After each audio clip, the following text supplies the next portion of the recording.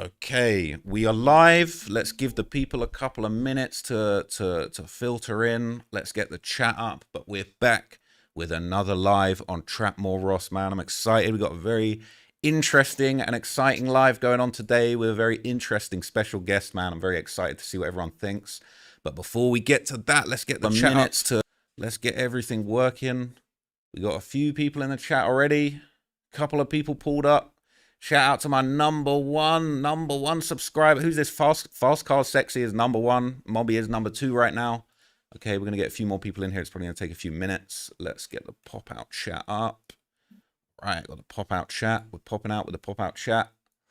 Who is here? Huey's here. Shout out to Huey. Huey says we need more London videos. Well, you're in the right place today because we're going to have some crazy UK news. We're going to have some crazy UK crime history with possibly the best person in the UK to let us know what's going on, okay? But let's get everybody up in the chat. Let's get everybody in here before we get to it and go crazy. I'm very, very excited for today's call, man. This is going to be an epic live.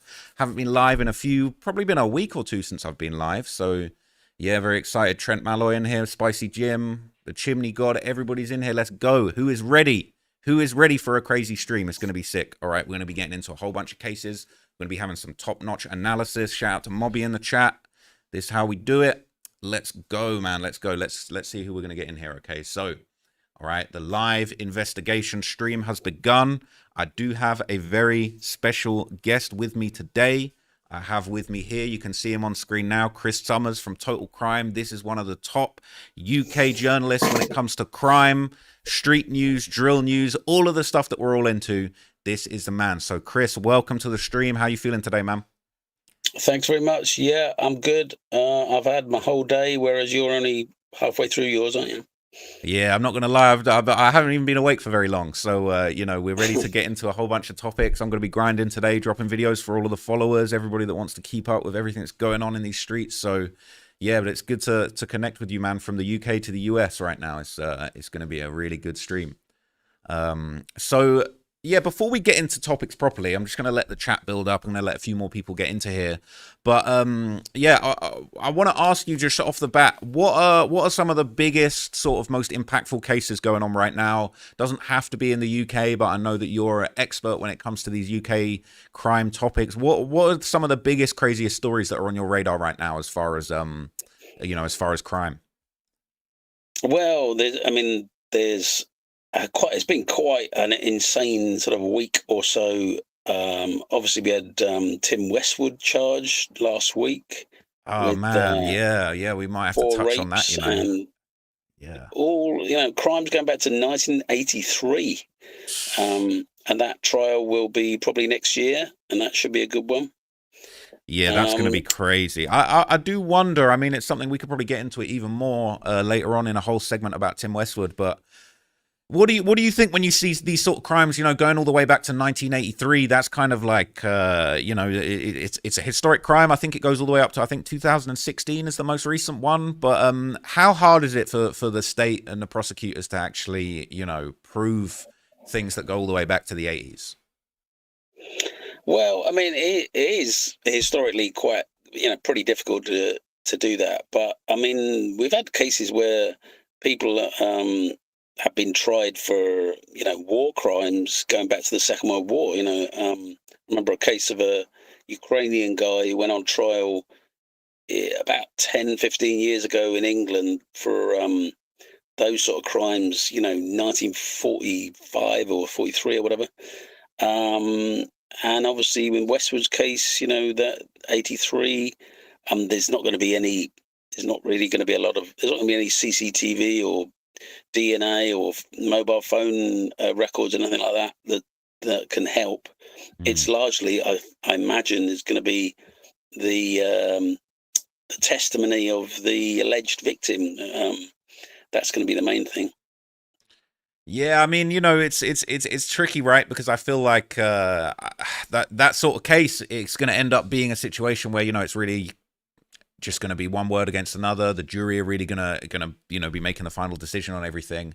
I think it goes to show you, you know, a lot of people feel like crime was maybe a lot easier to get away with back in the day, back in the 80s, before, you know, Ring doorbells were on every block, and before, you know, we had all this DNA and stuff. So, but it is interesting that the prosecutors Yeah, are still I bringing mean, this case.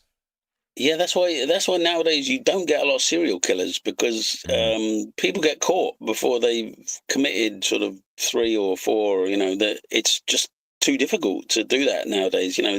Yorkshire Ripper would have never got that far nowadays. No, that's a good point. It does make you wonder. I mean, you know,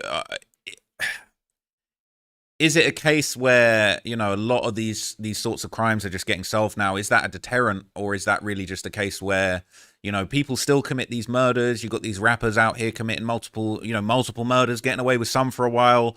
Do you feel like that in the long term is actually going to stop the violence, or do you feel like it's kind of it's making it easier for the violence to be solved, but it's not necessarily addressing the root causes of why some of these things are going on? Yeah, sadly, in far too many cases that I'd cover, I mean, sadly, a lot of these guys just seem really dumb. They're committing crimes. Must know that there's CCTV. They must know about DNA. Even we got cases we're going to talk about tonight. Some of them where people switch their mobiles off and leave their mobile at home.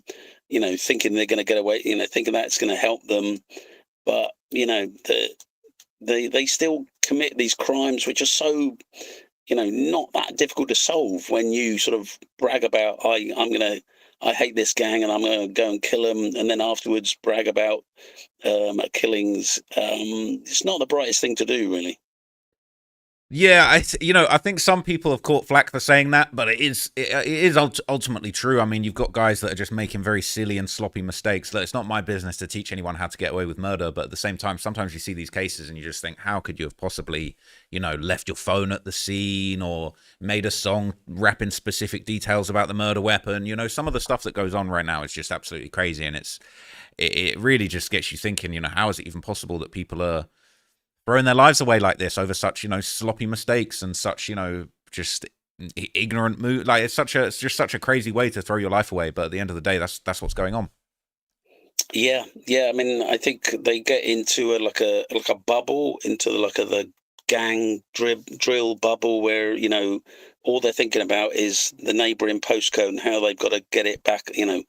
Get one over on them, and they just sort of lose. They seem to sort of lose track of the bigger picture. No, for sure. So I think it'd be cool to get into a topic. Tell you what, I didn't have many notes on it, but before we get into it, how familiar are you with the David case that's been going on in America with the body Sorry, in the which trunk? one? The David case, the body in the trunk of the Tesla. Oh, yeah. I only know the basic details. I mean, I'm a bit surprised the guy hasn't been charged yet, because that seems pretty damning evidence. That body found in his boot of a car registered to him. Yeah, I was always under the impression that if you get caught with a dead body in your car, you're not going home that night. Like I would assume that if I got caught with a dead body in my car, I wouldn't be eating dinner at home that night. Like, it just seems like a no-brainer to me. But I don't know. This case has really just blown a lot of people's minds. I mean, people can't believe that this guy's still out here walking around. Mm. It's Yeah, I crazy. mean, I don't know. Maybe the police being ultra cautious. I mean, I don't know the way the American system works. They have this grand jury system, don't they? So sometimes you don't even know whether the grand jury are sitting and have already, you might hear next week that they've indicted that person, but it's all a bit kind of secretive, I think. Yeah, no, it is crazy. I feel like everybody's just desperate for updates on that story, but we haven't really got anything new. It feels like there was just this big flurry of information when it first happened, and then everything just kind of died down after that. But Has he come out and said anything or denied it or? no, he hasn't said a word, hasn't said anything. Hmm. There was a report that he was cooperating with the authorities. Some people said that was an official statement from his lawyer. Other people have said no, that was just a report that was going around. But yeah, it does look. It just I mean, I it looks guess, bad. in his defense, maybe he, the car's registered to him, but maybe he sold it to somebody or lent it to somebody and somebody else has done it. And it just looks bad for him that it's officially his car. Yeah, people have been trying to come up with all of his fans are trying to come up with all sorts of defenses for him, but it's not really working out, I would say, so far. But he's not been arrested, so we don't know exactly where or when or how that's going to go down. But it just seems like there's just so much circumstantial evidence that it seems so plausible that he should be getting arrested, but realistically, I feel like if they had the evidence to arrest him, they would have arrested him. So, I Yeah. feel like it's possible it might end up being one of those sort of cases where I think a lot of people have compared it to, what is it, the Casey Anthony case? Oh yeah. So yeah, we're all kind of waiting for that to all get worked out. But I reckon what we should do is we should get onto our first topic, that is a big UK case that's been popping off very recently. Okay, so what I'm gonna do is I'm gonna read your tweets on the CB case, and the new conviction, and then I'll pop over to you for some analysis on that. So let me just check out Chris's tweets on this topic, and then we'll get into it. Okay. So this has been a big case that's been going on in the UK. This has been big news for anybody that follows the drill scene, the drill community. Okay, this is a reporting from Chris Summers, who you can see on screen right now. Total Crime, one of the best reporters on UK crime news. And these are his tweets basically revealing what is going on with the rapper CB. He said, I understand drill rapper CB, real name Laken Akinsoji, and Sunjata Keita, both 27, were both convicted today of the murder of Ahmed Dean Jar by a majority verdict 10-2. Dean Jar was known as Grinner. He was stabbed to death in a shop in Custom House, East London on the 2nd of April 2017. So this is a historic crime from about 8 years ago that is now only just being convicted on. So Akinsoji is already serving 23 years in prison for an incident in 2018 where he aimed a sawn-off shotgun at police as they chased him and fellow members of the Wood Grange gang from North Newham during a ride-out in Leytonstone. And I know there's been a lot of reporting, a lot of videos about that situation. They said that he was wearing a clown mask, all sorts of crazy stuff. So this guy was clearly a loose cannon in the streets. And Chris goes on to say Grinner's brother Junior Jar was also murdered by the Northside Newham gang 4 years later in 2021. He's got an article that he's publishing in Substack. I think is that already out, that one on Substack, the full Yeah, that full-blown went article? out the Saturday after like 2 days after the verdict. So what can you tell people about this case, or even CB's original case? What are the kind of interesting details about this? Because the fact that it was something that happened 8 years ago, it's been an unsolved case. There's been all this speculation on Reddit as to what this might have been about, or, that he might have been facing these charges. I think a lot of people had followed the Grinner case quite closely, but what can you tell us just about some of the background about this situation? Okay, so this obviously some of our listeners may not know London. In the East London, there's London Borough of Newham, and it's divided into North Side Newham and South Side Newham as far as gangs concerned. And the North Side Newham gang are made up of 3 different gangs who are allied, and one of them is the Wood Grange gang, which CB, the rapper, real name Akinsoji, was sort of one of the main leaders of the Wood Grange gang. And on the other side, South Side Newham, there are 2 gangs, basically one from Custom House and one from Beckton. And both Ahmed Dean Jar and his brother Junior were sort of main players in the Custom House gang.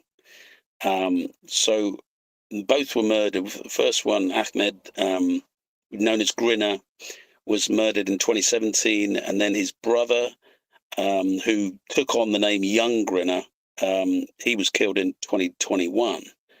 But weirdly, his trial, the trial of his killers, took place first. That took place last year, and I covered that, and I did a separate Substack on that one. He was killed by members of the Chad Green gang, who are part of Northside Newham. And actually, after that case, I remember talking to the brother's dad, who was at court, and saying to asking him about were they in gangs and whatever. And he I think it was in denial. He said, no, it's just a coincidence that they were both killed. It's nothing, nothing to do with gangs, which is kind of interesting because it suggests that, quite a lot of these cases, parents have no idea what they're involved in gangs, Well, it's an interesting point you raise, because this often comes up a lot, and I think that I don't condone it, but there is a lot of quite disrespectful discourse that seems to go around when, especially kind of some of the more famous people that are known in the streets and on Reddit and to the UK drill community lose their lives, because I think, it's become almost like a trope that, the families come out afterwards and say, he was a good kid. He wasn't involved in gangs. He wasn't involved in the streets like that. And a lot of people kind of, whether it's in lyrics or in Reddit comments, a lot of people clap back and say, this guy was actually a menace in the streets. It makes you wonder, do their parents maybe have no idea about some of the stuff that they were involved in, or is it really just a case of, that's kind of really just a way of just, trying to distance themselves from maybe some of the violence that was going on with their children or their relatives. It's something that just seems to come up a lot. Yeah, I get the feeling in a lot of these cases that a lot of these gang members and drill rappers, live two different lives. Maybe they when they see their family, when they're in their family, groups, they are, come over as kind of nice guy. They might even go to church on a Sunday, or just put over completely harmless personas, and then when they walk out the door back on the street with their, fellow gang members, or they're on masked or balaclavaed on a YouTube video, they've got a total, it's like a Jekyll and Hyde situation. I think some parents probably do know what their offspring are up to, but in some cases they are completely in the dark, I think. Did you ever follow the case of an American drill rapper from Philadelphia? He was called OTV Joker. You ever come across this guy? No. That was a really crazy case, and it's funny, it's almost got an overlap with the CB case. CB had been reportedly wearing a clown mask when he was out committing violence. This young kid from Philadelphia was only about 15. He was known for wearing the Joker mask. But he was a really promising basketball prospect. He had apparently had good grades in school. He was apparently a model student, but, he was apparently living a double life. He ended up getting killed. His family came out and said, he was a really good kid, but it turned out that he'd allegedly been involved in as many as 5 murders behind the scenes. And the police said that he was responsible for the murder of a very famous podcaster in America's Son. And that just, Gilly, he did an interview with Shannon Sharp talking about it. But I think the double life thing is something that we're seeing a lot. We're seeing a lot of guys that, 15-year-old kid, he seems like a model student, but allegedly at night he's out with his friends shooting people. So it does make you wonder about these double lives people are living. But let me just bring it back over to CB, because what I want to do is I wonder how tapped in you are to some of this stuff. But a lot of people on Reddit and things like that, I follow the drill music and the gangster rap scene in the UK mainly on Reddit. This is really my pipeline as far as getting breaking information. Your Twitter's really useful, but I personally always find it very interesting to just read the comments and hear what kind of people are thinking, because you said earlier on when we first started this call that it really does seem like a lot of people are just making very reckless mistakes with their lives and throwing their lives away and doing realistically stupid things that you just can't believe it. The top comment on this, on the CB situation, it says he was still going on rideouts after catching a body. Keep him in there. Jail is made for dudes like him. And they're pointing it out with a lot of people. They're saying the same for Suspect. The dude caught a body, then got another one 4 months later. He was still stabbing multiple people during that period. He should have laid off of it. But everybody just ends up in jail. That sentiment is going around a lot. That's right. And so with CB, which stands for Cracky Blacks, that was his nickname. He was asked in court if that meant because he was a crack dealer, and he denied it. He didn't really explain where the name come from. But anyway, he April 2017, he kills Grinner then, and then a year later, like the person on Reddit said, he goes on another ride out. That's the one where he points the gun at the police, and they catch him for that. So he was actually doing time for that. And several years passed, and eventually the police found the DNA to link him back to the 2017 murder. But one of the most horrific things about that murder, it took place in a shop, like a little corner shop. In Custom House. I've got. I won't play the footage, but I do have the footage here. And this is going to be followed by footage of his arrest. I can't play that on YouTube. I've got it on my YouTube, but the police released a clip it doesn't go on to it doesn't show the full extent of what happened, but it's really, you know, he's chased into a shop, he's basically cornered. CB has got this massive knife and he's trying to get him. And there was one point where I don't think they show it in the video, but I don't in the footage they released, but the victim, Grinner, it starts throwing like tins of beans and whatever he can find on the shelf to try to keep the guy away from him. And eventually he manages to get in and, you know, stab him, and then he runs off. And but it's pretty horrific video, the full thing. Yeah, I have seen that video before, and it's funny because I didn't know that was the CB case, but that video I think had gone around a few different places. But what I've got here is I've got the footage of his arrest. Now you can probably see this. You probably won't be able to hear what I'm playing, but I'm going to play this and just react to it because a lot of people are saying that you can really see that he just, you know, he knew he was in big trouble when this all went down. So let's just run this for the people to get some context for the arrest and know what was going on. Everything's suspicion. Okay, when I arrest you, I'll read the date out to you in a second. No problem. So where can we go? Where's the lounge? So I'm arresting you for murder regarding the incident that occurred on the 2nd of April in 2017. Okay. All right. In BJ Wines on Freemasons Road, E16. Okay. When Ahmed Dean Jar was stabbed to death. Okay. Okay. But first. So he just said, I'm not sure if you can hear that, Chris, but the people in the stream will be able to hear it.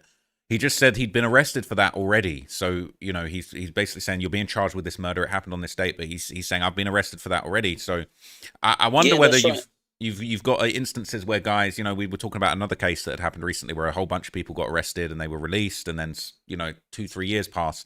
Do you feel like some of these guys, you know, they feel like maybe they get arrested when it happens, they get let go, maybe they get NFA at the time? Do you feel like a lot of guys get that full sense of security that just, I've got away with it now?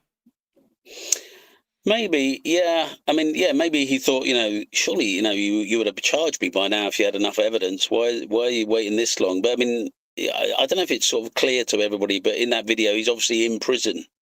So he's serving his 23-year sentence, and he gets arrested. You know, the police have to go into prison to arrest him. But yeah, he was arrested originally 2 days after the murder, because I think the police heard sort of word on the street that he must, you know, or they put 2 and 2 together. They knew the attacker was from Northside Newham, and they went looking for him. He was also very distinctively tall. He's about 6'1", and they could work out the attacker was that tall. So I think they immediately kind of suspected it, but they obviously didn't have enough evidence at that point. And maybe he thought he got away with it. That's crazy. All right, I'm going to keep rolling with this because I think we're going to see another part. I think maybe that was SK that got arrested first, and I think we're going to see the CB arrest because I know that this clip has been going viral. A lot of people have been watching it, so I'm going to run the rest of this. Evidence comes to light. Okay, that's my necessity. Okay. And special warning is an interview. Okay, so prompts an effective investigation. So you place an interview, yeah, and discuss what's happening. Okay, you do not have to say anything that may harm your defence. You don't mention when questioned something which you later rely on in court. Makin Soji, I'm arresting you for the murder of Ahmed Dean Jar on the 2nd of April 2017 on Freemasons Road. You do not have to say anything, but it may harm your defence if you do not mention when questioned something which you later rely on in court. Anything you do so may be given in evidence. The grounds for your arrest are for a prompt and effective investigation by means of taped interview at a police custody. So that moment there where they tell him that he's being arrested, you know, I'm not sure you can hear the audio, but you can definitely see, you know, people in the comments are saying that deep sigh. I've done that before being pressed about a parents' evening gone wrong. People are just saying he just looks so defeated. People in Reddit saying they both look finished, probably thinking just sentence us already. CB looks like he's going to cry. People are saying at one point he had to think for a second, which drill was that? And then he remembered and thought, ah, fuck. That's what people are saying, man. But yeah, you know, it's crazy. I'm just going to run that again because that is just... I don't want to say it's sad because ultimately, you know, this is somebody that took somebody's life, but you can just see that defeat in his face. It's I'm arresting you for the murder of Ahmed Dean Jar on the 2nd of April 2017 on Freemasons Road. You do not have to say anything, but it may harm your defence if you do not mention when questioned something which you later rely on in court. Anything. Yeah, he just looks over it, man. It's crazy. So obviously the body cam footage of this arrest has been going around a lot, and you know, the news of him being found found guilty has been going around. Now, I don't know if you've seen this. You know, CB had commented on a post about the conviction, saying it wasn't me. So he's still maintaining his innocence, but you know that didn't really slide in the courtroom. But No, you I know, mean, his co-defendant SK decided not to give evidence, but CB himself decided to give evidence, and he said a lot. He basically said he was doing county lines drug dealing up in Bury St Edmunds, which is a very kind of sleepy white majority town in East Anglia at the time. He admitted he was a very big, member of Wood Grange gang. He remembered he made videos like Armed and Ready, which was a drill track he put out. He actually filmed it 11 days before the murder. wow. But he said, no, I didn't actually do the murder. I was at home. I can't remember. I was probably gaming or I was watching some series on Netflix or whatever. But that's why he left his phone at home. There was no activity on his phone at that point, so there was no calls made or calls received. But he obviously thought the fact that he left it at home would make people think. Music video here up on the screen, and it's kind of, a lot of people really, they like CB's music. He's made legendary songs. I mean, this song's got over 400,000 views. Interestingly, the comments are turned off. We see that on a lot of drill videos, especially ones where people have caught cases. They either turn the comments off when it drops so that people can't have debates about crimes and what's going on in the streets in there, or sometimes it gets turned off around the time of cases because they just don't want. In his gang that did the murder, and that was how it got transferred to the murder scene. That was a bit far-fetched. Yeah, I mean, I think it's interesting because sometimes you get these guys, they pull out pretty outlandish defenses and alibis and things in these. I mean, have you ever seen anything like that work? I remember Lowski. I don't know if you followed the Lowski trial where he was caught with the cartoonishly small pistol in the back of the car, and he tried to claim, I was pressured. Somebody gave me a pass, I didn't know what it was, and they told me I have to get it or we're going to hurt your family. And obviously the court didn't buy that. They weren't trying to hear that at all. But have you ever seen a case where one of these outlandish, these outlandish alibis has actually slid through and helped someone out? Not really, no. I mean, I've covered a lot of cases, and I remember one bizarre case where a guy murdered a woman on a first date in a beer garden in Richmond. He just stabbed her to death. Wow. And he claimed at his trial that she stabbed herself. She suddenly, during the middle of this first date, she suddenly got all depressed or upset or whatever and started stabbing herself, and he couldn't stop her. And that was a genuine defense. And then he went and buried the body. It was just almost laughable. That's bizarre. So, but a lot of people... I mean, occasionally you do get people. I mean, I'm not saying. Yeah. There was a case. A guy called 16 Shots, rapper in South London, who got murdered. He basically got chased down a little cul-de-sac, a little dead end by rival gang members who were all armed with swords, knives, swords, etc. And there was CCTV of them running all down, and several of them who were in that group admitted, "Oh yeah, that was me. I was there," but they denied killing him. They basically said, "Oh, I was just running down to see what was going on. I was just observing. I was just so curious." But I didn't actually stab him. And several of those actually got acquitted. So, sometimes it works. Yeah, I mean, people be taking these long shots, and I guess if they do work sometimes, then it makes sense. So I've got a little bit of a snippet here. So people posted this on Reddit. I don't know how accurate this is, but people are saying this is the evidence that got CB rearrested. It says in 2023, an investigation review was carried out, which included detailed phone analysis, placing Keita's phone inside the car used for the murder and traveling away from the murder. The car had been traveled to Epping Forest following the murder, where it was later found on fire. An evidence package was submitted to the Crown Prosecution Service, including forensic results from a knife sheath found close to the scene, which was a match to Keita, and DNA found on the victim's hand was also matched to Akinsoji. So following that breakthrough, the men were rearrested. So how does it come about that, you know, in 2023, an investigation review gets carried out and they kind of re-find all of this stuff? Is that new technology? Is that just them digging deeper than they usually would? What's the kind of, you know, what's the reasoning when it comes to actually the cops just deciding, oh, we're going to look back into this and we're going to find something new and we're going to put this guy away? How does that come about? Yeah, no, that's true. They did do a forensic review in 2023 and sort of looked at all the evidence, double checked all the DNA, and that's when they found his DNA on the hand. The bit about the car, I mean, the car used in the ride out was burnt out in Epping Forest. So yeah, that was true. But yeah, I guess every now and again they do re-look at cases again, especially that, you know, the police are never happy if they haven't got any convictions, or they've only got one guy convicted and they know there was about 4 people on a ride out. So now and again they do that. That's crazy, man. That's crazy. Well, that just goes to show you, man, you know, all these drill guys, you commit murder and you rap about it for years and years. It can still catch up with you. You know, 8 years later, it can still catch up with you. But I'm looking to move on to a different topic, and another big topic that a lot of people have been wondering about in the UK scene. So we'll move on to that now.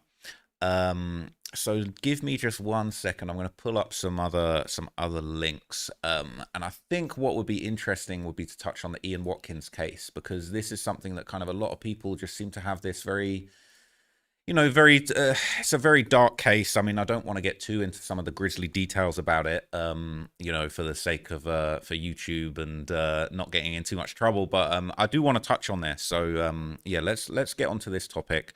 So a lot of coverage has been coming out. Obviously, you know, we've got to be careful what we say. You know, they're saying he's a PDF file. That's what people say now. But Ian Watkins, you know, was very notorious for crimes against children. He was a famous singer from the Lost Prophets. But he died in a prison attack and 2 men were arrested. So I'll just refamiliarize the audience who maybe didn't see my last videos on this. But Lost Prophets singer Ian Watkins died after being attacked in jail in a UK prison. The West Yorkshire police said that 2 men aged 25 to 43 had been arrested on suspicion of murder. He was a disgraced rock star from Pontypridd, and he was serving 29 years at HMP Wakefield for Child S offences.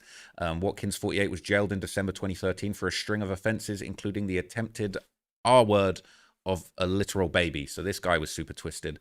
Police were called to the prison on Saturday morning to reports of a serious assault on the prisoner, who was pronounced dead at the scene. A prison service spokesperson said that they were aware of an incident at the prison but were unable to comment further while the police investigate.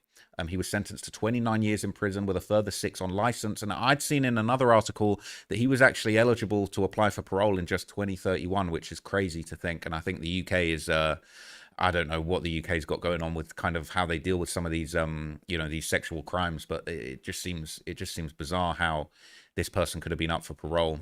He'd been previously attacked in August 2023, but his injuries weren't life-threatening. And the attack at Wakefield Prison came less than 2 weeks after a report into the facility was published that found that the violence there had increased markedly. The report from the Chief Inspector of Prisons said many prisoners told us they felt unsafe, particularly older men convicted of sexual offences who increasingly shared the prison with a growing cohort of younger prisoners. So you've got guys that are in there doing time on sexual offences, and then they're bucking into these young UK drill kind of guys that are very serious, and they're really not putting up with any of that behaviour, and that's really a recipe for disaster. So Watkins admitted some of his crimes, but he pled not guilty to the R-word charge. He admitted to conspiring to just a whole bunch of stuff. And a judge actually rejected an appeal by Watkins in 2014 to reduce the length of his jail term. And, you know, it was just a disgusting case. But what's really interesting about this is that, you know, there's been reports that, you know, it was an infamous UK drill rapper by the name of Broad Day Ye who was actually charged with the murder, and he was serving time for another murder that he was guilty on, of a man called Sven Badzak, who, you know, it's been reported that he was just an innocent man. It was a case of mistaken identity, and, you know, really just a very sad situation. You know, there's been rumors that maybe the victim might have had something to do with what was going on in the streets, but he was jailed for this murder, and then he's ended up murdering Ian Watkins of the Lost Prophets. So, Chris, I'd love to get your thoughts on this, just as far as, you know, how does it come about that, you know, a notorious drill rapper who is, you know, been jailed for a, you know, a pretty dark and just, you know, really heartbreaking murder of allegedly an aspiring lawyer who was an innocent man, how does he end up on the wing with someone like Ian Watkins, and how does the authorities allow, you know, violence like this to pop off in there, and not be in a position to stop it? Well, that's a very good question. I mean, I must say, firstly, I was really shocked when I heard over the weekend that Ian Watkins been killed. Um, I mean, although I think his ex-girlfriend, Joanne Miazdelic, who has said she was surprised it didn't happen earlier, because obviously, you know, low-life nonce would be the lowest of the low in the prison pecking order. And like you say, especially when they're mixing, because usually this sort of SA offenders or PDF file, as they're known, or as we have to call them, are, you know, locked away separately and segregated away from the main prison population because, you know, they are so loathed. So it is odd that, firstly, that Broad or Goodell was actually in the same prison and on the same wing as him. Apart from anything else, because usually London prisoners, you know, somebody convicted who's got all their family in London would usually serve a sentence in the south of England, or at the very most the Midlands. They wouldn't usually be transferred to the north of England. So I'm not quite sure why he was there. But we will no doubt find out at the trial. But yeah, it sounds like Wakefield has got a particular problem with violence. It had a really bad prison inspection report, and this may be the culmination of that. So you're quite familiar with how, you know, maybe some of these arrangements are made in prisons. You know, you seem to know a decent amount about it. So you're saying that some of these guys that are convicted of some of these heinous crimes, you know, crimes of a intimate nature and crimes against children and things like that, they're kind of separated, I guess, for their own protection from the other prisoners, because, you know, the jail knows that really, I don't know whether it's for infamy or just for personal reasons, but a lot of guys, they want to try and kill PDF files. They actually want to cause harm to these guys. So how does that work as far as they're just kept completely separate for their own safety? Do they get their own section of the prison? Are they given, you know, extra protections by the guards? You know, what should we have really expected to be happening? And clearly there's been a failure somewhere along the line, because that protection didn't protect Ian Watkins from losing his life. But, you know, what are some of the arrangements that can be made in prison to kind of protect some of these, lowlifes, really? Yeah, well, there is something called Rule 43, which is what they call, you know, that sort of prisoner who needs sort of special protection because they have committed a certain offence which is so horrendous. You know, Wayne Couzens, you know, who killed Sarah Everard, would probably be on Rule 43 because A, you know, is a horrific crime, and B, he was a police officer. So it's not always PDF files that are on Rule 43. Sometimes it's people who, you know, the prison grapevine says they're a grass, and they might need special protection. But they're usually on the same wing, away from sort of normal, the rest of the prison population. It may be due to prison overcrowding that Wakefield has had to sort of bend that rule, has had to put you know, non-Rule 43 prisoners in with Rule 43 prisoners, which is, I've heard it said that apparently people sent to Wakefield had to sign some sort of disclaimer that they would not hurt or harm any of the you know, the sex offenders, which is kind of bizarre that you're going to try to trust somebody to do that. But that may explain why these people are all in the same wing. And if that comes out at the trial, you know, depending on the verdict, if they are convicted and it turns out that was the case, then the government, the Home Office, is going to have a lot of questions to answer. So I've got an article here. Not that anyone's going to, you know, cry too many tears about Ian Watkins or... No, definitely not crying any tears. But I think, I think in the UK there's just this unfortunate sense at the moment that just, the justice system isn't as airtight as it should be. And, realistically, I know a lot of people are upset that Ian Watkins might have had parole in 2031. It probably was unlikely that he would have been given parole. But I feel like, there's a feeling that really it's not up to some inmate to take his life away and deliver, their own street justice. At the end of the day, this is somebody that should have been serving their time. He should have been, experiencing his prison time. And so I've pulled up an article here. It says increased violence at prison, a report finds. So this is a report about Wakefield Prison. It says the levels of violence have increased at a prison in West Yorkshire, and some inmates do not feel safe enough to leave their cells, according to inspectors. Representatives from His Majesty's Inspectorate of Prisons, I guess it is His Majesty's Prison now. I didn't even think of that since we got the King now. Visited HMP Wakefield in June and July. They found there'd been a 62% rise in violent incidents and a 72% increase in serious assaults since the last inspection in 2022. And older inmates felt unsafe around a growing cohort of younger prisoners. A Ministry of Justice spokesperson said that the government was investing 40 million nationally in security enhancements at prisons, introducing a violence reduction unit. Now, I don't know about you, but I feel like 40 million nationally, that's not really going to do much, is it? I mean, what do you think of that figure? It sounds like a laughably low figure to try and sort this problem out. Yeah, I mean, when you think about how many prisons there are, that's probably that's a lot less than £1 million per prison. Yeah, I mean, this is going on all over the country. There's another case which I can't go into too many details about, but a guy who was in prison having been charged with a murder has now been charged with committing another murder in prison in another part of the country. So I don't know which trial he'll face first, but yeah, there's a lot of dangerous people behind bars, and it must be incredibly difficult monitoring them and trying to, because I think, am I right in reading, I think it might have been a previous attack on Watkins, but he was apparently attacked with a sharpened toilet brush. Yep, I did read that as well. Yeah, that was not that was the previous one. So I think, in prison, if you want to harm somebody, people find a way. They sharpen a toothbrush or razor blade or whatever. That if they want to do harm, they will find a way, even though they don't have knives on them.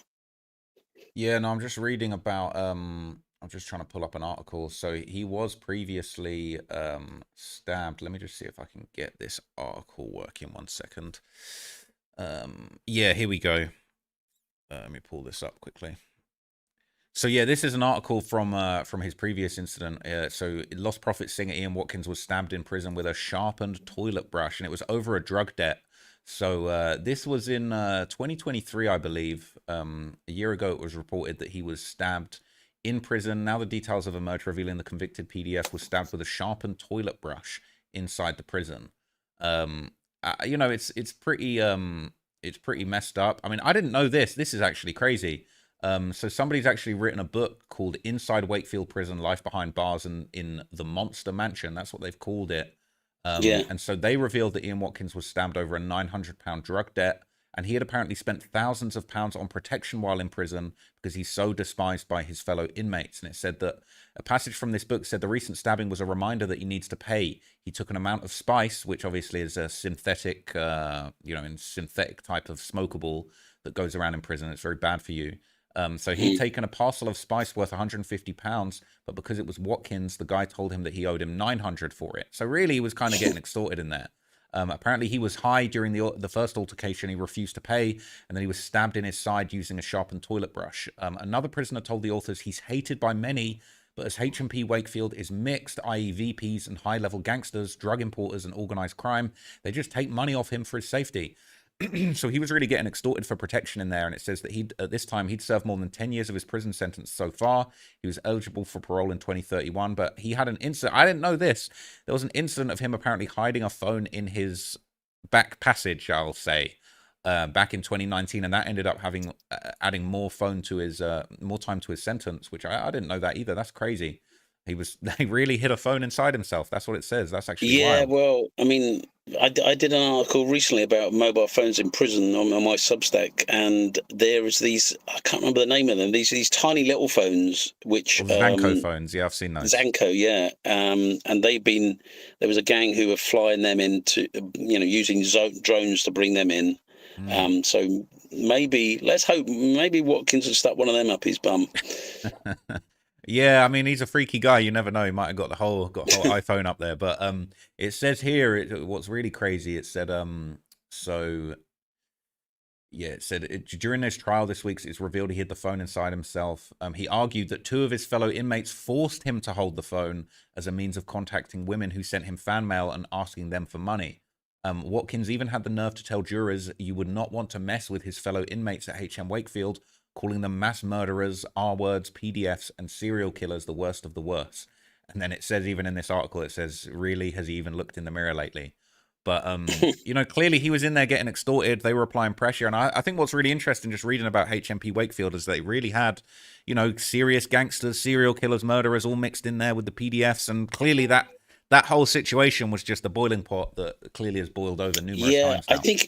I think from memory they've got a special unit for like you say, the worst of the worst, where, because often if somebody's they're doing life in prison, they might have a whole life tariff. They got nothing to lose, so they might just be attacking people left, right, and centre. And I think they have a Wakefield, a special unit for these people. I mean, I think I'm right in thinking that Charles Bronson, Britain's most famous prisoner, was held at Wakefield in that sort of segregation unit for a while, because obviously he was so difficult, hard to handle. They didn't know what to do with him. Yeah, no, he was a menace. I remember seeing the film about him. He used to oil himself up and get naked and fight the guards and stuff. I mean, he was wild as hell.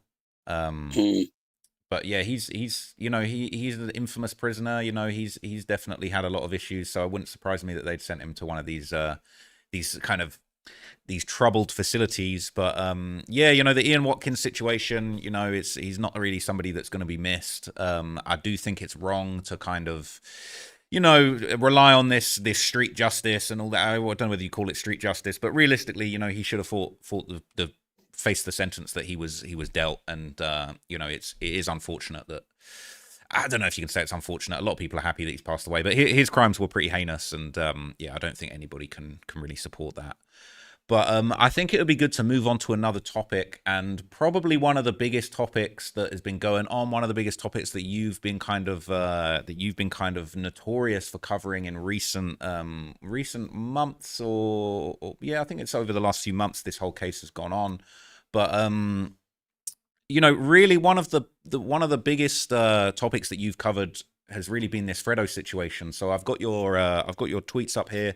You were really at the forefront of reporting on this case, and I'll just read out what your report was on the verdict that came out.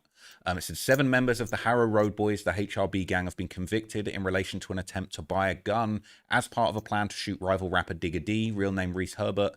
Named on the indictment as a co-conspirator was Marvin Bailey, rapper Fredo, who is believed to be abroad. So Javon Tyson, Kylan Granham, Mustafa Abdallah, Romello, Briggs Leon, Harry Crump, Yassine Abdullah, and Herman Yikalo were all found guilty of conspiracy to possess a firearm with intent between July and November 2022. Abraham Safo Frimpong was also found not guilty of that offence, but was convicted, as well were the others, of a second offence of contravening the Prisons Act relating to smuggling mobile phones into jail. All 8 will be sentenced later this week, and obviously you were planning to cover the story on your Substack, which people should go and check out, totalcrime.substack.com. But this was a case that really captured a lot of people's interest, captured a whole section of the UK drill. The whole UK music industry was following this closely. You were really one of the first people at the forefront. The first question that I want to ask you is a controversial one. You say in your tweet, okay, named on the indictment as a co-conspirator was Marvin Bailey, who is believed to be abroad.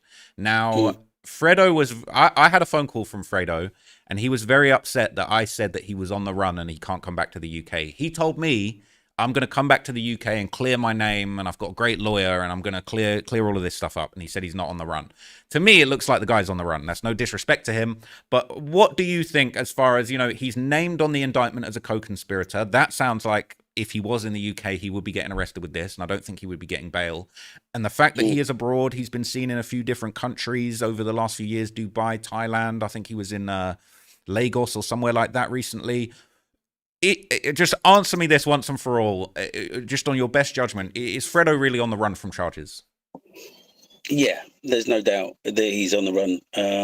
Yeah, I like the fact that he says he's got a good lawyer and he's going to come back. I mean, he may be on the phone to probably the best gangster lawyer, James Scobie, KC, who's a very good barrister who represents a lot of.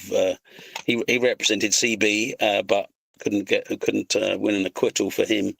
But maybe he's already briefed him to take on his case. But yeah, okay, bring it on. Like, let's get on that plane to Heathrow and face the music, because he was named. If he had been in the country, he would definitely have been on trial along with the others. So yeah, okay, he says he's not on the run, but he's just taking a little world tour before he comes back to the UK. But yeah, it's a little bit far-fetched. So you said James Scobie KC. I've just looked him up on he's listed on the Garden Court Chambers website. And this is a serious guy. He was called up to the bar at 1984. He got his silk in 2010, became King's Counsel. So, he's a serious criminal defense lawyer. It says he's incredibly dedicated and devoted. He effortlessly puts himself in the position of the client to be an effective advocate. They're claiming he lives and breathes the cases. He's outstanding in court. No one commands a courtroom at the Old Bailey like James Scobie does. So this is clearly a serious defense lawyer. This is sounding like who he needs on his cases. It says James Scobie KC is a highly experienced and leading counsel. I've forgotten who it was, but he represented a rapper, won an acquittal, and the guy featured him in his music video. Oh, really? Yeah, Scobie had a little cameo in this video. I wish I could remember who it was, but yeah, he is probably the first person somebody would go to if you're charged with an offence like this. He can't, he doesn't win them all, but he'll certainly give you a very good defence.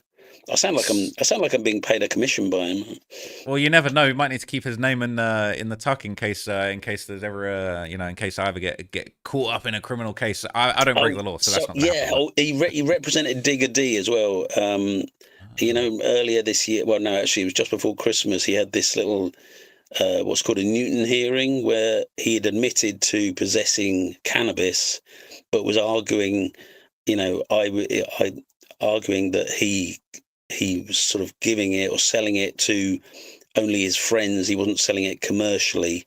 And they had like a 2-day hearing where Scobie was representing Digger D, and the judge sort of ended up sentencing him at the end of that one.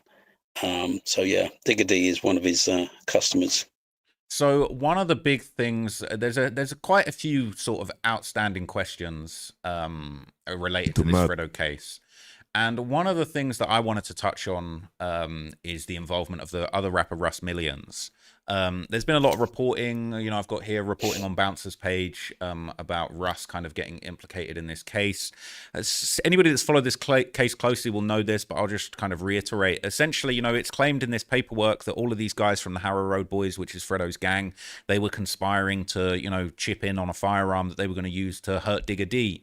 And, the report was in the paperwork that, the rapper Russ Millions, who had a feud with Digger D from a while back, Digger D and his CGM crew had allegedly robbed Russ Millions for a chain, and, they were formerly friends. They had a falling out, and it seemed like Russ Millions was passing on the location and kind of letting people know that, Digger D's at this location. As far as I saw, he didn't call for any specific violence. He didn't say, I know you guys are trying to shoot him, we're trying to take him out, or anything like that, but he did give the location.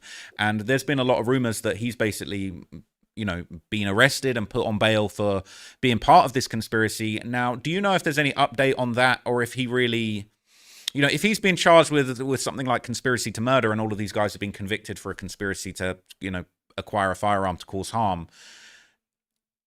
They weren't charged with conspiracy to murder. So I've just been really confused as to how Russ has been so heavily implicated in this, and whether or not, his name has been cleared yet. Yeah, well, I mean, I think if they had have had evidence to, he would have been on trial with the others. But there doesn't seem to be enough evidence. Like you say, he never said anything about, oh, if you want to kill him or hurt him or anything. He just, in his defense, you would just say he's gossiping.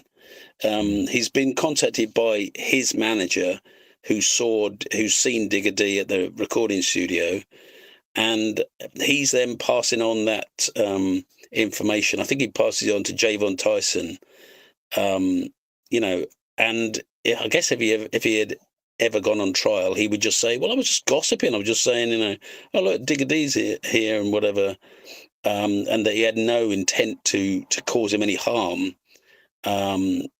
You read into that, that if they had beef before, you might, read into it that he did want him harm, but there's certainly not really enough evidence in those messages to say that that's what he meant. I'm not aware of him being on bail or facing any legal implications as a result of what he did that night. Okay. Another thing that I really wanted to ask you, just jumping back to that first topic, is obviously, look, Fredo told me personally, he said, look, I'm coming back to the UK, I'm going to clear my name. Now, I no disrespect to him, but I personally don't believe that. That's just my personal opinion. But obviously, if he was to come back to the UK, how serious would the situation be? Because I've heard a lot of analysis of people saying, okay, if he comes back to the UK and he pleads guilty, how likely is he to get a reduced sentence? Because from what I understand, all of the guys on the HRB case, they pled not guilty. They took it to trial. They got sentenced on the basis that they pled not guilty. And that obviously does really lead to a more severe sentence.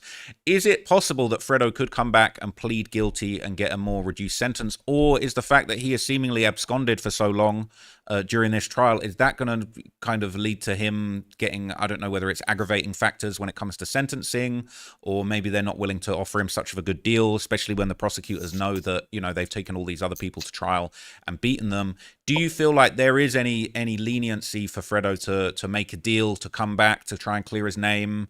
Or do you feel like his absence has caused the whole problem? He's not going to be able to do that? Well, yeah, he may in his head think, the longer I stay away, the harder it is going to be to come back. But in reality, you'll be surprised how much credit you get for a guilty plea. It's called like at the first instance. So if he were to come back and as soon as he appears in court, he pleads guilty, he would get quite a lot of credit. He would get a much shorter sentence than his co-defendants. There was a case I covered, murder of I say murder, it was the death of a guy called Justin Bellow in South London, and his killer fled to Jamaica after that and stayed on the run for about 2 years.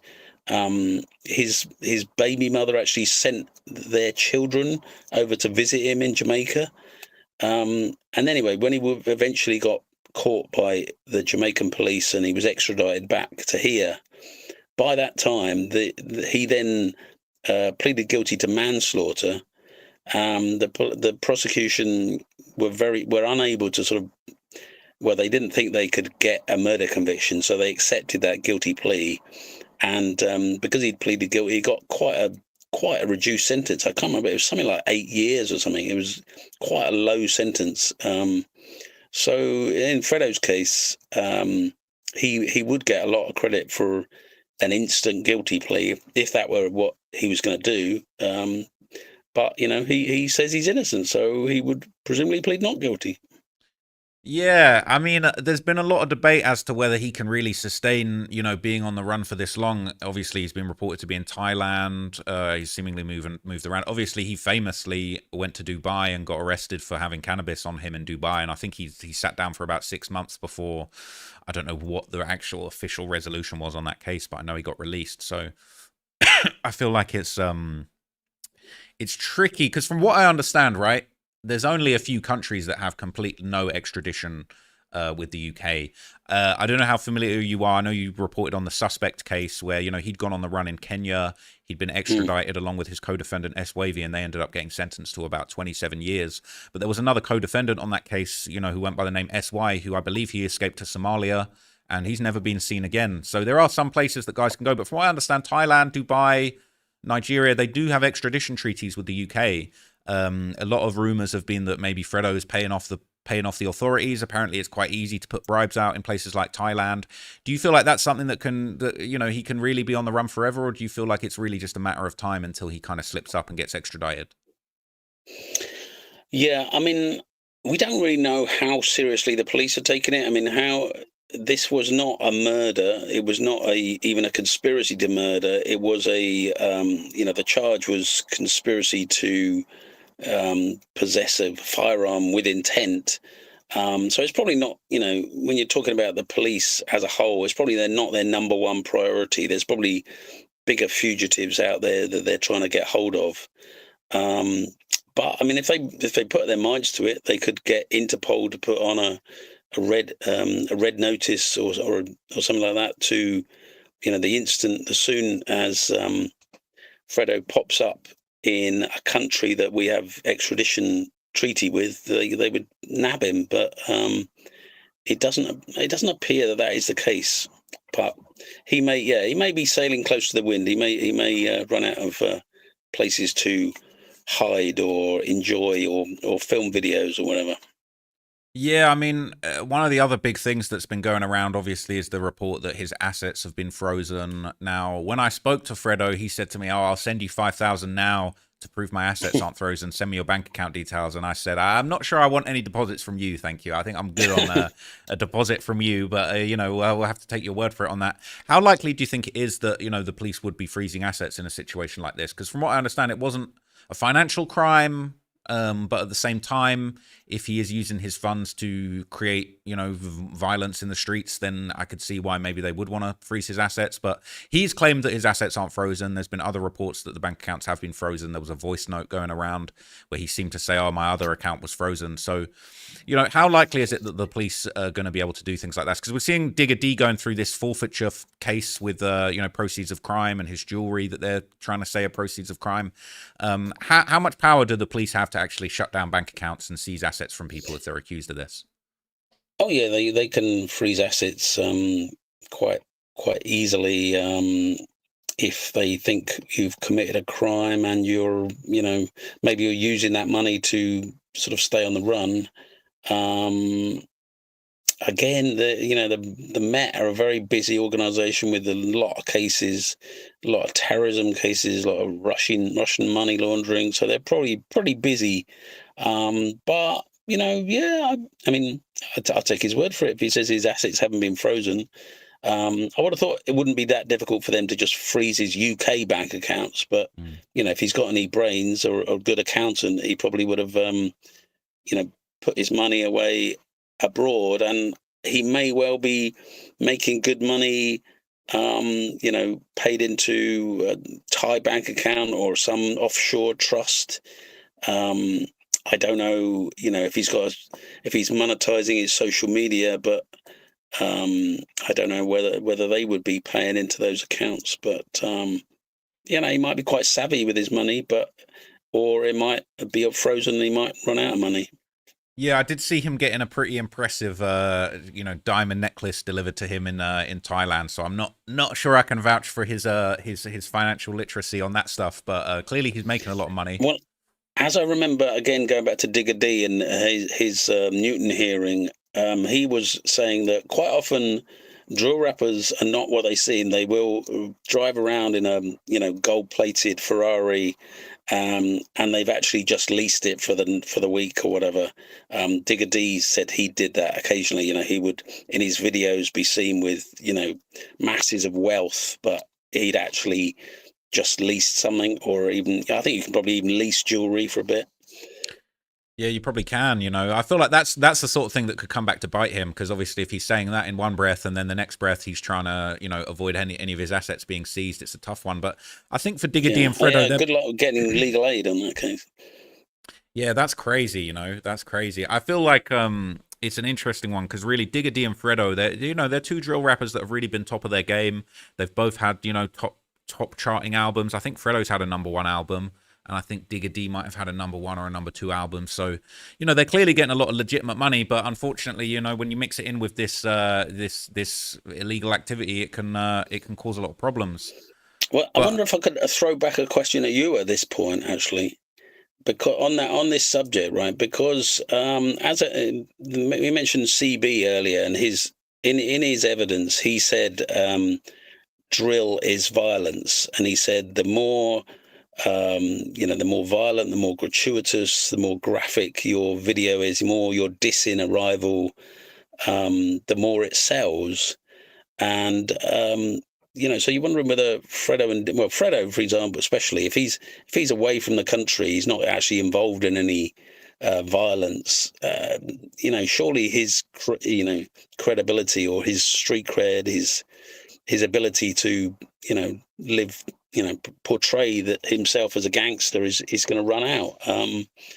Is that what makes him and Digga D sort of big stars, or is it just musical ability and songwriting? That's a really good question. I feel like the people that and I'm not condoning it, but I think that I've always said that the drill music, it really is, for the first time. Obviously, we've had gangster rap in the past, but a lot of that was very cloaked in metaphors, and there's always been a lot of gangster rap songs about violence. But I think Chicago drill in the 2012-2013 era really introduced the world to the first time to this drill music that was really about real crimes that were happening in the community that were identifiable, calling people out by name. And really, I don't condone it, but I do feel like the reason drill music became so popular is because it's essentially true crime on a beat. They're true crimes, they're real crimes, they're things that you can go and look into. I'm going to take a note of that. True crime on a beat. It is true crime on a beat. And I think it's, there's been a lot of people that have lied about their backstory and still been very successful. Arguably the most successful rapper in the UK, Central C, kind of embellished a lot of the crime that he had been involved in over the years to build up his persona, and that very much worked for him. He was very successful off the back of that, and I think that's because I think the story is always kind of multiplied by, how quality the music is. And I think Central C is somebody that, he wasn't really involved in crime like some of these other guys, but his talent really allowed him to get to a level where it didn't really matter. I think when you got someone like Digga D, he's got real cases from the past where he's, genuinely shot people. He's shown the paperwork. He's really been involved in serious crimes. And then that's multiplied by the fact that he is actually a quality rapper. He is actually putting out really good music. And there's been a few people over the years that have done very well where they're not really so good at rapping because their backstory is so good that, people say, well, it's real. And I think it's kind of like there's this synergy, I think, between the real life crime stories and the quality of the music. And I think anybody that gets both of those, someone like Fredo, someone like Digga D, they really did have real backstories and real situations and real gangs in London. I think the quality of their music combined with their backstory really helped. But I think you raise a really good point where you kind of say, I think a lot of these guys, at the end of the day, when you're a multi-millionaire rapper, you'd be a fool to still be committing crime. Some of these guys still are. But I think what happens is guys get bigger and bigger, and then they really just have to kind of recycle a lot of their backstories. They have to keep digging into the well of all the things that they've done way back in the day to kind of, keep their music, keep up with this whole UK drill persona of, being violent and being dangerous. And realistically, I think as bad as the situation is for him, this has worked for Fredo. I think this has given him a whole lot of aura where people are saying he's on the run, he's dropping music videos in exotic locations and no one knows where he is, and he's hinting at where he is in his songs. I do think that is actually, it's a big multiplier, the real things, the real dramas that are going on. I think Suspect was a really good example of, he had allegedly committed 2 murders, he was on the run in Kenya, but the music he was releasing was just so good. And, the reason it was good wasn't just because he was talking about murders, but he was very good lyrically. He created these very well-crafted songs. He had a song called A to Z where, every lyric starts with letter A, letter B, letter C, but it's all talking about violence, but it's very well put together and it's very considered. And I feel like that's really where a lot of the biggest artists in drill really, really get to, if they really do have that real true crime backstory and quality music, quality penmanship to go with it. I think that does create a scenario where you can be a really successful rapper. But unfortunately, that past then catches up with you. You can only be on the run talking about murders that you've done for so long until some of those get solved, especially the more you talk about it. Another case I covered recently was Billy Billions, who got 33 years the other day. Did a big Substack about him, and So again Billy Billions. in So his trial, yeah. he was again trying to say he was basically saying I lied in all my lyrics, and I pretended I was involved in this shooting and stabbing. I did it just because that's what drill is. You have to be the big man, and that's that's what he claimed. It didn't work, but it seems to be an increasing sort of thing I hear in people saying in court is I'm just singing that song because that's what a drill rapper has to do. I didn't actually do any of those crimes. So I've got your tweets up here about the Billy Billions trial. So let me read that out for the people just so that they can familiarize themselves. So London rapper Billy Billions, real name Bailey McKenzie, was today jailed for 33 years plus 6 years on license for conspiracy to murder. He's already serving 13 years for a separate firearms charge, and you did write a Substack about him back in July. And essentially, the conspiracy to murder charge related to a shooting in December 2020, where a university student with no links to any gangs was shot twice in the head and suffered catastrophic injuries, including permanent blindness, after the Holly Street gang carried out a ride-out into the London Fields territory in Hackney. Now, you tweeted, I understand Judge Philip Katz KC told Mackenzie Billions that he provided the gun used in the shooting, but told him you didn't want to get your hands dirty. The 3 Holly Street members who went on the ride-out have previously been given long jail sentences, and you've got a full-blown Substack about the whole Billy Billions case up on your Substack now, which people should go and check out. But how do you feel about? I mean, this is just another case. It was a shooting all the way back in December of 2020. A lot of people, they really like Billy Billions' music. He's been quite a popular artist over the years.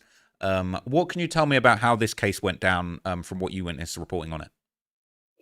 Yeah, so this is again this is one I've been following for quite a while. His original trial was last year, and it collapsed for a sort of boring legal reasons I don't need to go into. But the retrial happened this year, and it was kind of pretty much a rerun. The prosecution said the same evidence, and he pretty much said the same kind of defense. But this time, the jury, different jury, they found him guilty. And what was really interesting was what happened on Instagram. So a few days before he was going to be sentenced, he or people associated with him, because it was too slick to be done on a mobile at home. In prison. He probably has got a mobile in prison, but he posted on Instagram a very sort of slick 5-page document, which was basically saying that he was innocent. He'd been, victim of miscarriage of justice, and also sort of playing the race card, saying, this wouldn't have happened if I was white.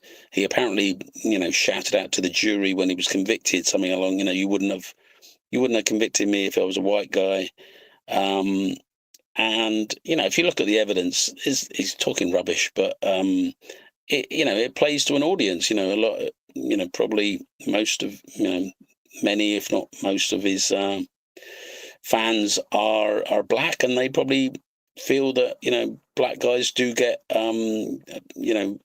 mistreated by the police and the criminal justice system. But the judge was not impressed at all by especially the fact that he'd been named, the judge had been named and was accused of being biased.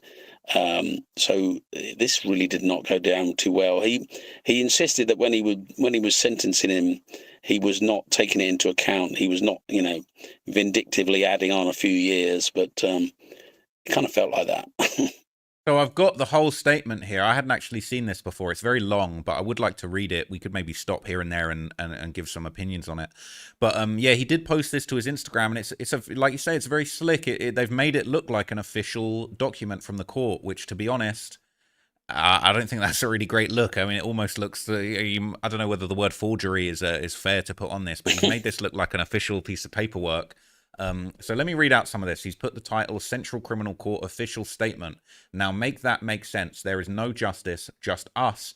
This is my full and final statement. To open, I would like to clarify a couple of misunderstandings. One, my ethnicity is black. Both of my parents are black, and my grandparents and grandparents are from Jamaica and are all black. And number two, my exact words to the jury after the verdict was announced was, "You would have never sent me down if I was white. I did not call anyone racist, but I believe race was a factor in my verdict." And he goes on to make this very long breakdown. It says, Detective Constable Clinton Lennon, the lead detective in charge of my case, altered evidence which was confirmed in court and under oath blamed another officer for this. Specialist crime analyst Nicola Foskett, which she denied. She stated under oath that she had proof that the alterations were made by DC Lennon. DC Lennon had to later admit under oath that on at least 3 occasions he had charged key text and snap messages which gave a completely different meaning to what was said, not only supporting the prosecution's case, but more importantly, undermining my defense. Yet there was no uproar about this. So he's essentially saying that they altered evidence and that there was a misunderstanding. Now, I'll go on to read the rest of this, but just your thoughts. Do you feel like there's anything to this? Is this just a load of nonsense? You know, I did see a lot of people on Reddit saying, "Oh, he was done dirty," and they did mess up the evidence, but clearly that led to a conviction. So, what do you think of that statement? No, I mean, I think what he's quite cleverly, what he's doing is blowing up a small discrepancy that this police officer was forced to admit that he'd sort of amended, he changed the wording of the message, and that was said in open court. It was said in front of the jury, and this same jury has found him guilty. So if they thought it was such a big deal and such a glaring flaw in the case, they would have found him not guilty, or they would have not been able to reach a verdict. But it was obviously to them like, okay, that's a bit weird. That's a bit of a cock up, but it's not big enough to undermine the whole case against him. I'm sure if he thinks it's that big a point, he will take it to the Court of Appeal. But I just don't think it's going to lead. I don't think it's going to get him off, because he's making it. I mean, for him, it's perfect. It makes him, I can just say this, and people who haven't followed the case are going to think, oh, he's being fitted up. It's outrageous. But it's not It's not in the big picture a massive flaw. I mean, if it had been, the judge would have thrown it out. Would have said, right, this case can't go on. These charges have to be dropped. These things go on in open court, and you can't just fit somebody up so blatantly. It was a mistake. Sometimes police and prosecutors make mistakes, but it's not as big a deal as he was making it out. No, for sure. So he goes on to make a number of other points. He says, I was convicted last year for giving a gun to someone with the intent to or enable somebody to endanger life, which I firmly denied. Not only were the jury unaware of the alterations to evidence DC Lennon made in the previous trial, the jury were also told about a bullet shell casing that was found at his house at the back of the sofa. This is lies. This non-existent shell case led to my previous conviction in the first trial, as I was convicted by a majority verdict for the firearm, and it was a hung verdict on the count of conspiracy to murder. The lies were revealed in court in my retrial this year, and the jury chose to ignore all of it. I put that down to me being a black man. Irrespective of the injustice they were hearing, it didn't matter. Surprisingly, 2 members of the jury were crying when the second majority verdict was announced, yet they came to an 11-1 decision against me. Now make that make sense. So he's really calling out the jury. I mean, what do you think of that? I think that's a bad look, to be honest, but I mean, I guess he's thinking that this might go somewhere for him. Yeah, I mean, if I was in his position, I would do the same. I would word it in such a way that it makes him look as if he's a victim of miscarriage of justice. As I wrote in my Substack, the real victim of this is that guy Khalid Mohammed, who was a totally innocent young guy, black guy, sitting in that car. He was about to go out to a party to celebrate his friend's birthday, and randomly this gang from the Holly Street turned up. They shouted to them, "Are you Fields? In other words, are you from London Fields? Are you London Fields gang members?" They said, they asked them, like, "Where do you live?" And one of them said, "Oh, near Tesco in Mare Street." And then the next minute they say, "Oh, fuck it," and then start shooting. They riddle the car with bullets, and this guy Khalid is now blinded. He's got permanent brain damage. He's the real victim. And those guys in that ride-out car, they were basically sent to that mission by Billy Billions, and the evidence is clear about that. He doesn't have to be physically on the ride-out himself. He manipulated it. He even sort of told people off in the Snapchat group. He said, you're not doing enough. With one guy who didn't go along on the ride-out, he gets sort of ballsed out by Billy Billions. So yeah, I don't buy whatever he's saying. But I don't blame him for saying it and trying to put that campaign on Instagram. Yeah, he went on and on for a whole bunch of points he made. He said that the verdict were the product of a biased and unfair trial. The police and the justice system is corrupt and dishonest. He said, I'm no angel, but I'm not a killer. I didn't conspire to kill anyone or force anyone to do anything. I didn't provide the firearm. He says the charge has been a catalyst to many things that followed. All that was needed in the trial against me was bad character evidence and my art as a drill rapper, which pays my bills. To bolster a non-existent case, the trial with body-worn video footage exposed the shell casing was in fact a hair ornament for people with dreadlocks, and my co-defendant is a Rastafarian, and that's part of his religion. The shell casing narrative was created to have me convicted, and it worked. When cornered by my defense after confirming the search of my co-defendant's house was due to him of being suspected of being in possession of a gun, the police constable Maria Finberg confirmed the reason the shell casing she had allegedly found at the back of the sofa was not in the evidence bag is because she forgot, and she admitted to only reporting she found a bullet casing and forgot to put it in an evidence bag 2 days after the search. Another officer involved in the search was questioned and said he couldn't remember the search, and basically, he says the person I allegedly gave to the firearm to was unanimously acquitted of conspiracy to murder and possession of a gun a year ago. This has been the crux of the conspiracy to murder charge against me. How does that make sense? Is there anything to what he's saying here, or do you just feel like it's just a load of rubbish? No, I mean, I wasn't there. I wasn't there every day of the trial. I don't know it as he does. He obviously, it's his case. He knows every single bit of the evidence. And he's saying that he's been stitched up, and if that's the case, he will get leave to appeal at the Court of Appeal, and maybe one day he'll get his name cleared. Personally, I'm not holding my breath. I don't think there's enough in what he's saying. But just on Instagram, about an hour after he was found guilty, he posted another, or his associates posted another, Instagram message. So he obviously whatever the judge said was water off a duck's back. Didn't make any difference. Yeah, for sure. So there's some interesting comments under this essay on Reddit. And I think this is a really interesting sentiment that's worth spreading. It says, ladies and gentlemen, please stay away from gang life. Instead of writing this essay before your sentencing, you could have written it during your final year at university and just got a normal job. A lot of people, I think what's interesting about the UK drill community is that, you've got all these people following it on Reddit, but a lot of them, they don't really agree with what these rappers are doing. This is a comment that says, I feel for him, but one way or another, this guy was going to jail. In the end, the consequences of your actions in life will always catch up to you. It was all fun and games to rap about shooting and stabbing your ops, but now look at how it worked out. Yeah. I mean, the guy that, all four guys who were in that car who were shot at, they were doing what, that guy on just said, they were living good, profitable, harmless lives. They were all going to university. One of them, the guy who got shot, Khalid, he was in the middle of doing a degree about accounting, an accounting degree. He has since tried, according to a victim impact statement, he's since tried to go back to that, despite being blinded and having, brain damage and serious headaches all the time.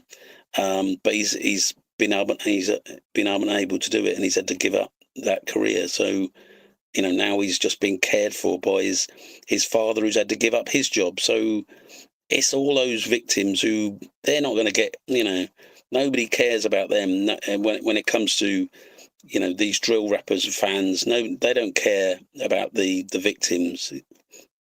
Yeah, no, it's really Gets sad. me quite cross sometimes. Yeah, I think there's this very sad kind of gangster worship that goes on, and people just looking for any excuse to let these guys off. There's another interesting comment here. It says drilling and the gang life is all lovely until you're in front of the crown. Playing the race card now is egregious. And they share a quote from one of their favorite actors, Denzel Washington. It says the system isn't designed to play fair towards us, so why give it a reason to do the unfair?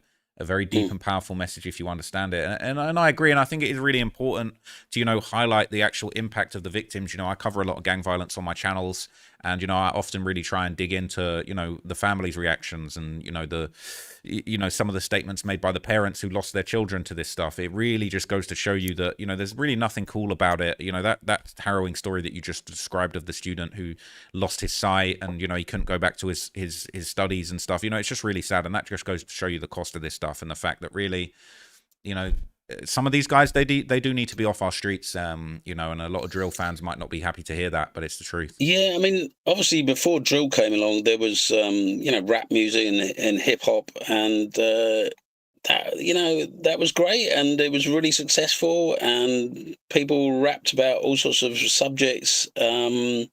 Why now do we have to, drill is sort of it's only has created the sort of, we have to be about violence, you have to be authentic, and you have to have actually lived a gangster life, actually either been shot at or been stabbed, or been done some time in jail. But can't we just go back to old-fashioned rap? Yeah, I mean, it's a shame, really. It's a shame that there's just so much negativity that comes out of this stuff. I think there has been some really good role models that have kind of come out of that lifestyle and changed their lives around. But unfortunately, we just keep seeing time and time again guys kind of throwing away their lives and their freedom, and just really not caring about the victims and the people they hurt. And so I think it's really important to highlight, the actual human cost of what's going on behind this music. So we're coming up to the hour and a half mark, so we're going to wrap it up soon. But was there anything else that you wanted to touch on? Anything else that you wanted to let the people know? Anything that you've got coming up? Any big cases? Like, let people know what to look out for from you. Well, I am going to do something about Chicago, because, like I mainly write about UK crimes, and apart from the piece I did today about a Polish serial killer, which was based on an interview with a Polish true crime podcaster. But I'm planning on doing a thing about Chicago. You are obviously a bit of an expert on it. I've been watching your YouTube videos about the Mellow Bucks shooting and the No Limit gang. I'm just interested. Are there a lot of similarities between what happens in London and what happens in Chicago? And also, I remember being told that drill was born in Chicago, came to London, and has then been sort of re-exported out to places like New York. I mean, how many places where is drill going? Is it truly international now? That's a really interesting topic. I mean, I've covered drill, over the years, and how it's evolved and how it's been imported and exported. And I'll give you the very brief breakdown. Chicago drill music really pioneered drill music. The thing about Chicago drill music is it was essentially kind of an evolution of Atlanta trap music. So Atlanta trap music was, you had people like Gucci Mane and Waka Flocka, OJ the Juice Man, T.I. They were making these songs that were it was this trap music with a lot of these rolling hi-hats that you might hear. You hear in the trap songs this, that's the hi-hats, and it kind of creates this energy. It sort of makes the music a little bit more akin to dance music. So you had these guys in Atlanta making songs mainly about drug dealing. It was trap music. Trapping is drug dealing, or hustling, more broadly hustling, if you want to call it trapping. Some people might say, you're trapping at whatever your career is, your hustle. But a lot of these guys, they were making songs about drug dealing in Atlanta, and it was trap music, and it was kind of more music that you might hear in the strip club rather than at the the battle rap, not your New York boom bap kind of battle rap kind of hip hop that people like Biggie might have been making back in the day. They were creating this almost like dance, nightclub, strip club music, all about selling drugs. And what happened is a lot of the guys that were in the streets in Chicago around 2012, all the way back to 2010, really. There was a guy, he's not too famous, but a guy called Pac-Man, who was one of the first people in Chicago to actually popularized the term drill music. And they were taking beats from Atlanta artists, but they were talking about violence rather than drug dealing. And then that's where you had these producers, people like Young Chop and producers in Chicago that kind of refined and created this sound where they were taking that Atlanta trap music and those beats, but creating very dark and eerie and spooky melodies to kind of combine with those beats. And essentially they started talking about real violence that was going on. Chicago was incredibly violent during this time, and Chief Keef kind of popularized drill music. He became the biggest drill artist. He hailed from O Block, or the Parkway Gardens housing project, where obviously King Von hailed from. And so 2012, that's really when the Chicago drill music popped off. In the UK, we had a thing called road rap, which was really the precursor to Chicago drill. You know, a lot of UK rappers, they were rapping over the kind of Atlanta style beats or even the Philadelphia style beats. A lot of, you know, UK rappers were rapping over Meek Mill beats, but talking about real street violence. But it was called road rap because guys from the roads, they were talking about their lifestyles. But really around, I'd say around 2014, you started to see the really early drill rappers in the UK start to pick up some of these Chicago beats, a lot of beats that were inspired by Chicago drill. And then the visuals, they were trying to make their visuals very eerie. You know, Lowski was one of the real early pioneers of drill music. A lot of the guys from Brixton, 150, 6-7, you know, these guys started rapping on these beats, and it felt like Chicago music. It was 2014, 15, they were making music that appeared to be very similar in tone and style in the videos to what Chief Keef and G Herbo and all these guys were doing in Chicago. Now, what's really interesting is that over time, a lot of UK producers, in the same vein as Atlanta trap music, how the music was kind of made for the clubs and for the strip clubs, a lot of producers in the UK started kind of refining the Chicago drill sound, taking those really dark and eerie melodies, but putting them with kind of these jumpy kind of two-step, like I said, with the hi-hats, like in Atlanta, they were going, they started doing these kind of UK garage and UK dance music inspired beats for drill rappers. That's when you start hearing these sort of sounds where it's like, and it was sort of a lot more dance music. And then you start to see, you know, dances getting popularized. Russ Millions had a breakthrough hit, I think, in 2018 called The Gun Lean. And, you know, he had a whole dance for his song where he would kind of bop left and right as if he was kind of being weighed down by holding a heavy firearm. And so drill music, as far as it being kind of influenced by dance music, became very popular. And then what ended up happening is the rapper Pop Smoke, who's obviously from New York, he ended up finding a lot of these UK drill producers just on YouTube, and he didn't even realize these were UK beats. He started rapping on those beats. He had a really big hit song called Dior that basically was... It was a UK drill beat, and he really popularized it in New York. And then from there, a lot of the younger guys, you know, in New York, especially in the Bronx, they started taking those sounds and kind of speeding them up, putting samples on them. That's where you get people like K-Flock, D-Thang. A lot of these guys have all been inspired by the UK beats that were inspired by the Chicago beats. So the drill music mindset, it's like mixing those beats with the real life violence. And I personally feel like it's devolved to a point where it's almost like it's war music, it's battle music. The way that the percussion hits, it feels like marching music. And there was a big UK drill group that they've been through a lot of hard times, but there was a drill group called Moscow 17. You might have heard of them. They had a couple of their members that passed away, but they had a song called the Moscow March. And they called their block. They were from they were from an estate sort of near Elephant and Castle, but they called their block Moscow because they had a lot of firearms that had been imported from Russia. So they called their block Moscow. And their song, the Moscow March, it was really like an actual rallying, like a war, like a marching song. They would go and Moscow march to their ops block. And I personally feel like the music has really become almost like battle cries. You know, it's conflict. These guys are at wars.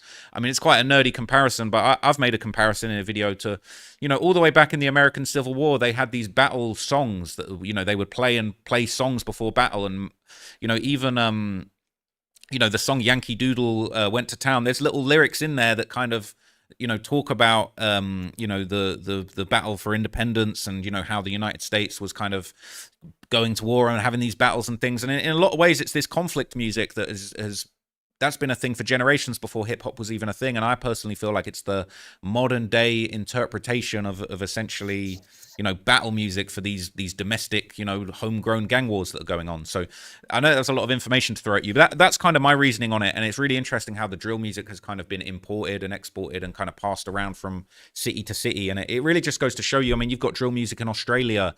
I've covered drill rappers in Sweden. You know, you've got Irish drill rappers all over the world, and you know there's different subreddits for all of these things where people are kind of following the action and all that sort of thing, and it really has just proliferated, you know, mainstream music culture. So yeah, that's kind of my opinion on how it all comes Yeah, together. no, that's interesting. So when you get something like the shooting at the Mellow Bucks party, has there been any sort of tracks come out since, by people sort of claiming responsibility for it, or um, or beforehand, or Yeah, the Mellow Bucks situation's interesting because essentially what I'm aware of was that before that shooting went down, there had been another shooting where, some of their rivals had been targeted and somebody lost their life. Now, it's a very sad irony, but a lot of the people that were at that party had posted up in the days preceding the shooting, making fun of this person who had got killed. So there's been a lot of rumors about, this was a revenge attack. Obviously, 4 people ended up losing their lives, but it's been very quiet. Mello has released a song since then. It didn't really address exactly the things that had gone on, but that was kind of a show of strength to say, I'm still out here, I'm still making music. But there has been back and forths. I mean, it's slightly unrelated, but there's a girl called Blasian Doll. I've covered her case. Her mother was killed, and there's been a lot of rumors about who might have been responsible, and her gang had a lot of back and forths with a crew called Welch World. There's a really great rapper from over there called Tay Savage, and there's been I don't want to say too much, but there's been a lot of rumors that him or his crew might have been involved in what happened to Blasian Doll's mother, and so they've had a long beef back and forth, but they actually, and I've massive respect to them. Blasian Doll ended up taking a picture with Tay Savage, and it was kind of a big moment to say, look, we're squashing the beef. This is an intergenerational beef. We're squashing this.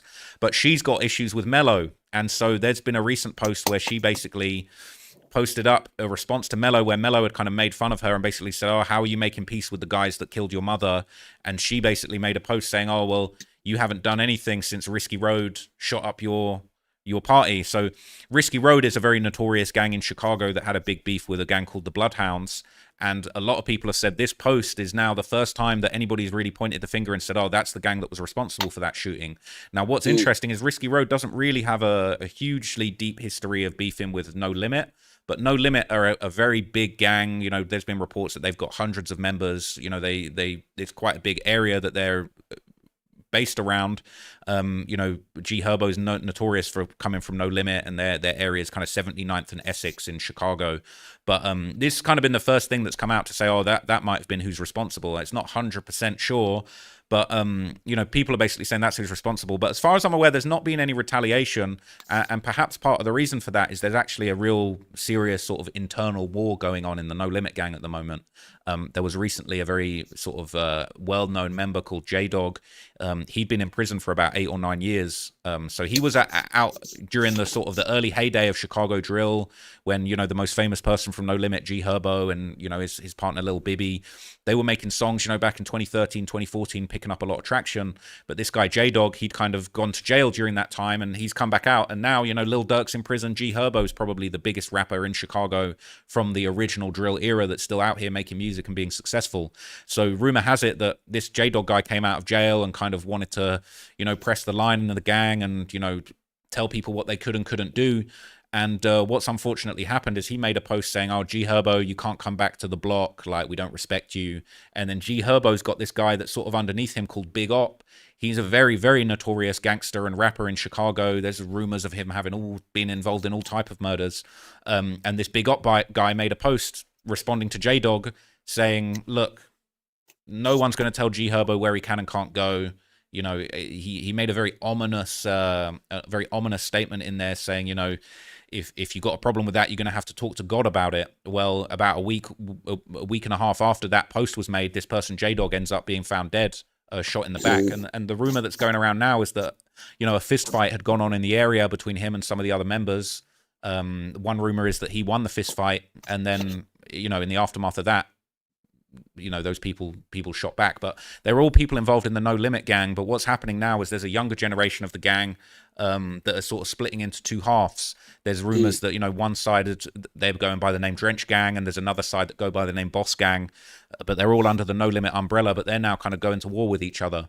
And there's a lot of rumors that, the younger members that were loyal to J-Dog are now going to be going to war with Big Op and G Herbo. And there's just been a lot of these rumors about this case and, essentially how No Limit have got this really bad internal war going on at the moment. And, that's kind of preoccupying them from... Yeah, because you would expect in that sort of situation them to be avenging that party shooting, but it sounds like they're too preoccupied with their own troubles. Yeah, and you know, No Limit have got a very, very serious history. I mean, you can do some research. There's a rapper from No Limit who goes by the name Lil Wet, and he was very notorious because there was an incident. His father was a very high-ranking member of No Limit called Big Wet, and he ended up being killed. And then, you know, soon after that, there was a shooting at a restaurant where 4 people were all killed in this mass shooting. He was arrested for that quadruple murder, but he ended up beating the charges. I think either the case got dropped or he actually beat it at trial. I think there were problems with witnesses that, you know, didn't pop up. And so Lil Wet ended up being released. But again, it's like, that just goes to show you, you know, the No Limit members, they've been involved in some serious incidents. There was also the incident where a rapper called KTS Dre, in 2021, he was targeted. As soon as he stepped foot out of the prison, you know, a couple of cars pulled up and he went down in a hail of bullets. They said he was shot 64 times. And this is one of the most notorious unsolved cases in Chicago history. And that guy that lost his life, KTS Dre, he was one of the biggest enemies of No Limit. And, you know, KTS, or Kill to Survive gang, they're essentially, you know, it's just, they've been at war with No Limit for over a decade. So it's a very long and complicated conflict that's really been passed down from generation to generation. You know, people's fathers were high-ranking members that lost their lives. Then their sons are waging war in their name. So the No Limit gang is very serious, but at the same time, I do feel like the authorities are probably looking at them very closely. And you know, I've speculated that perhaps a RICO indictment might come soon for this gang, because they've been involved in so much violence and there's so many cases related to this conflict that have still gone unsolved. It wouldn't surprise me if they wrap it all up in a big case. Yeah, because funnily enough, I did a Substack earlier this year about Minneapolis. Because, you know, it was about on the anniversary of George Floyd's death, which was, I think, 5th anniversary. But I looked into the gangs in Minneapolis. I think Minneapolis is kind of like a smaller version of Chicago, but it's got very similar sort of gang problems. And in that case, there was a RICO indictment for at least one of the gangs. I think they were called the highs and the lows, two different gangs. One was sort of, you know, high part of a street, and the low numbered street, and the highs, the lows, and the bloods, I think, are the 3 main gangs in Minneapolis. But yeah, it was interesting they use a RICO to take them down. Yeah, no, I don't know too much about gangs in Minneapolis, so I definitely would like to have a dig into that. But yeah, I'm really excited to read your research and your writing on the No Limit situation. I think that'll be really interesting, and I think we'd all really value your perspective on that. So definitely keep me and the audience updated on when that's dropping. You know, if you have any questions, feel free to ask me behind the scenes. It'll probably be next week. Probably be next Wednesday. Okay, amazing. Yeah, well, let me know when that drops, and I'll cover that. And yeah, I just really appreciate you tapping in and popping up to give us some perspective on these cases. You know, I think anybody that's interested in what Chris has to say, definitely go and check out his Substack. You know, he's got a really great selection of premium articles there that are just all about all of these things that you're interested in following. A lot of these UK cases, as you've heard, there's some American cases coming soon. So Chris, just let the people know where they can find you and just anything else that you want to promote and that you have coming up. Yeah, sorry, I should remember that at the end of this month, Nines is being sentenced for drug offences, and there's quite an interesting sort of backstory to that. I'll be posting that at the either at the end of the month or very early November. So yeah, totalcrime.substack.com. Appreciate it. Everybody go and check out Chris Summers on Substack, man. He's got some amazing reporting, really quality stuff. I really appreciate you tapping in with me on this stream, and we'll definitely talk again. Always following what you're doing with a lot of interest, and yeah, just really grateful to tap in with you. So thanks so much, Chris. Appreciate that. Okay, much appreciated. Take care. Take care of yourself. See you soon. Bye. All right, people. That's the Chris Summers interview. We did it. Okay, my screen's all messed up now. We're gonna cut the stream there. Okay, I'm gonna be back with some more content. All right, appreciate everybody tapping in with this live. It's been lit. Shout out to Chris Summers for pulling up. I'll catch you guys in the next video. This is all crazy with all these screens, but we're gonna work it out. I'm gonna